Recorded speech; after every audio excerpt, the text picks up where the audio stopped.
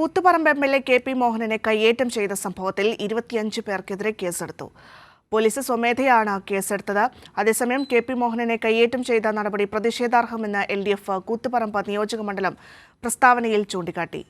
സന്തോഷുണ്ട് വാർത്തയുടെ വിശദാംശങ്ങളുമായി. സന്തോഷ്, ഇന്ന് രാവിലെയായിരുന്നു ഈ സംഭവം ഉണ്ടായത്. ഇപ്പോൾ കണ്ടാൽ അറിയാവുന്ന 25 പേർക്കെതിരെ കേസെടുത്തിട്ടുണ്ട്.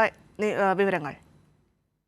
ഭദ്ര, ഇന്ന് രാവിലെയാണ് കണ്ണൂർ കരിയാട് വെച്ച് കൂത്തുപറമ്പ് എം.എൽ.എ. ആയ കെ.പി. മോഹനന് നേരെ കയ്യേറ്റം ഉണ്ടായത്. അവിടെ ഒരു സ്വകാര്യ ഡയാലിസിസ് സ്ഥാപനത്തിൽ നിന്നും മലിനജലം ഒഴുകുന്നുണ്ട് എന്ന് ചൂണ്ടിക്കാണിച്ചുകൊണ്ട് അവിടെ ഒരു പ്രതിഷേധം നടക്കുകയായിരുന്നു. ആ പ്രതിഷേധത്തിന് പ്രധാനമായും കോൺഗ്രസും BJP പ്രവർത്തകരെല്ലാമാണ് ഉണ്ടായിരുന്നത്. അവിടേക്കൊരു അംഗൻവാടി ഉദ്ഘാടനത്തിനാണ് കൂത്തുപറമ്പ് എം.എൽ.എ. കെ.പി. മോഹനൻ എത്തിയത്. അവിടേക്ക് എത്തിയ എം.എൽ.എയെ ഈ പ്രതിഷേധക്കാർ തടയുകയും കയ്യേറ്റം ചെയ്യുകയായിരുന്നു. അവിടെ നിന്നും പിന്നീട് എം.എൽ.എ. ഈ ഉദ്ഘാടന ചടങ്ങ് പൂർത്തിയാക്കി മടങ്ങുകയും ചെയ്തു.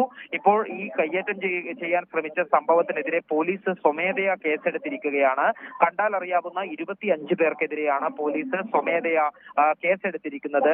അതേസമയം തന്നെ ഈ എം.എൽ.എയെ തടഞ്ഞുവെച്ചതും കയ്യേറ്റം ചെയ്യാൻ ശ്രമിച്ചതും പ്രതിഷേധാർഹമാണെന്ന് LDF ഇപ്പോൾ പ്രസ്താവനയിലൂടെ വ്യക്തമാക്കിയിട്ടുണ്ട്.